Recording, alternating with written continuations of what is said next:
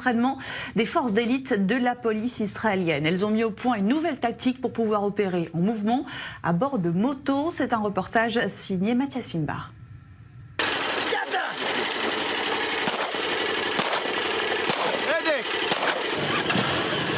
Ces hommes font partie de plusieurs forces d'élite de la police et des gardes frontières israéliens. C'est la première fois qu'ils s'entraînent ensemble aux techniques de tir en mouvement. Et c'est en Israël que cette tactique de contre-terrorisme a été initiée. Sans pointer du doigt tel ou tel incident, nous avons connu malheureusement beaucoup d'attaques terroristes. Nous retenons les leçons de ces attentats. Nous les transformons en tactiques et en techniques de combat. Et je peux vous dire qu'aujourd'hui, nous voyons une nette amélioration de nos interventions, quel que soit le scénario de l'attaque. Mais une attaque en particulier aurait poussé ces instructeurs à améliorer ces techniques de tir. Le 9 octobre 2016, Youssef Karima est mortellement atteint par des tirs d'un terroriste palestinien à Jérusalem. S'il a fait face aux tirs au péril de sa vie, il aurait pu, grâce à ses entraînements, engager le combat depuis sa moto.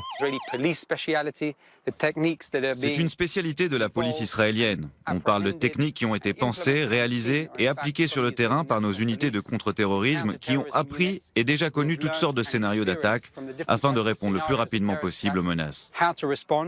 Regardez-vous tout le temps et assurez-vous que tout est OK. Sagui, quand tu prends ton revolver, mets-le à 90 degrés. Quand tu as sauté de la moto, le canon était dirigé vers son dos. Faites attention à ça.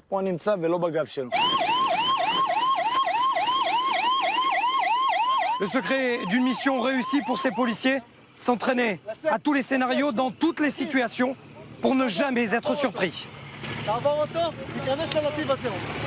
Chaque détail compte. Tous les scénarios sont répétés des dizaines, voire des centaines de fois, y compris dans des situations particulièrement complexes. Car une fois sur le terrain, il faut agir vite.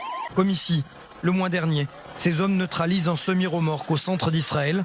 À bord, un Palestinien qui planifiait une attaque au camion bélier. Nos hommes peuvent tirer à bord de leur moto, mais nous faisons en sorte d'améliorer leur technique de tir en mouvement en fonction de toutes les menaces sécuritaires. C'est eux, en fin de compte, qui devront prendre une décision complexe sur le terrain. Nous sommes là pour leur donner tous les outils pour qu'ils puissent opérer en quelques secondes.